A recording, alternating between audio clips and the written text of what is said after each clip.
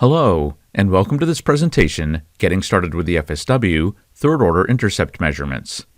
In this presentation, we'll explain how to make third-order intercept measurements using a Rohde Schwarz FSW series signal and spectrum analyzer. This presentation assumes a basic understanding of third-order intercept and how third-order intercept is measured using a spectrum analyzer. If you're unfamiliar with this topic, or if you'd like a brief review, you might want to watch the presentation Understanding Third-Order Intercept before beginning this presentation.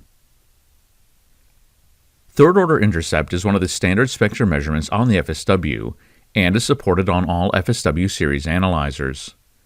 In a third-order intercept measurement, two tones are applied to a device under test, or DUT, and the DUT output is measured by the FSW. Markers are placed, usually automatically, on the two original tones and on the two close-in third-order intermodulation products. The power values are measured at these markers and are then used to calculate and display the third-order intercept point. To make a third-order intercept measurement, press the Measure Hard key and then select Third-Order Intercept from the list of Further Measurements. This is a standard spectrum measurement and does not require any additional hardware, software, or license code. Here we see the main third-order intercept measurement screen.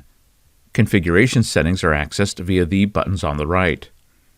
The default view shows both the graphical results as well as numerical results beneath them. In the remainder of this presentation, we'll explain how to configure the measurement parameters and interpret the result displays. The first step in making a third-order intercept measurement is manually configuring the center frequency of the signal, the span, and the resolution bandwidth. The span should be wide enough to see both the original two tones and the two third-order intermodulation products. When the third-order products are near or below the noise floor, it may be necessary to reduce the resolution bandwidth in order to accurately measure them. In this example, with the resolution bandwidth set to 50 kHz, it's not possible to see or accurately position markers on the two third-order products. However, reducing the resolution bandwidth to only 300 Hz lowers the noise floor and enables accurate marker placement and thus accurate measurement results.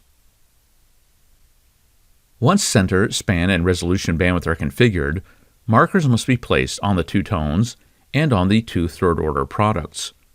Pressing the Search Signals button will cause the FSW to attempt to automatically place markers 1 and 2 on the tones and markers 3 and 4 on the intermodulation products. This function is accessible from the TOI config dialog or directly from the main GUI. Recall that markers can also be manually placed or adjusted if necessary. Here's an example of a third-order intercept measurement result. We see the four markers placed on our signals of interest, M1 and M2 on the fundamentals, M3 and M4 on the adjacent third-order products. The numeric results are shown in the marker table at the bottom of the screen. Third-order intercept is automatically calculated and displayed using these values. The third-order intercept is provided as the average value, as well as the maximum and minimum values. One potential source of measurement inaccuracy comes from the fact that intermodulation distortion can sometimes be generated within the spectrum analyzer itself. When the test signal enters the spectrum analyzer, it first passes through a passive input attenuator, but then passes through numerous active devices, such as mixers and amplifiers. Like all other active devices, these can create intermodulation distortion, particularly at high input power levels. An easy way to check if this is happening is to use input attenuation. Normally, about 10 dB of attenuation is added, and the measured third-order intercept is observed. If the intermodulation distortion is exclusively from the DUT, third-order intercept will remain essentially constant. However, if the intermodulation is being created within the analyzer's active components, then attenuating the input signal by 10 dB will cause a reduction in calculated third-order intercept. Let's look at an example. With zero input attenuation, the measured third-order intercept is plus 14.493 dBm. After adding 10 dB of input attenuation, third-order intercept changes to plus 14.551 dBm, a difference of less than a tenth of a dB. So in this instance, it's safe to say that our third-order intercept measurement is not being affected by internally generated intermodulation. Let's end with a brief summary. Third-order intercept, abbreviated TOI or IP3, is a standard spectrum measurement on Rohde Schwarz FSW series signal and spectrum analyzers. Configuring and running third-order intercept measurements is very straightforward. First, simply set the center, span, and resolution bandwidth appropriately. Recall that lowering resolution bandwidth may be needed when the third-order products are close to the noise floor. Next, use search signals to automatically place the markers on the stimulus tones and on the third-order products.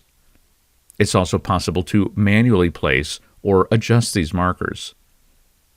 Third-order intercept values are then automatically calculated and displayed from these measured marker values. And finally, remember that input attenuation can be used to check for the presence of internally generated intermodulation distortion. This concludes our presentation, Getting Started with the FSW Third-Order Intercept Measurements. If you'd like to learn more about third-order intercept, other spectrum measurements, or spectrum analyzers from Rohde & Schwarz, please see the links in the video description. Thanks for watching.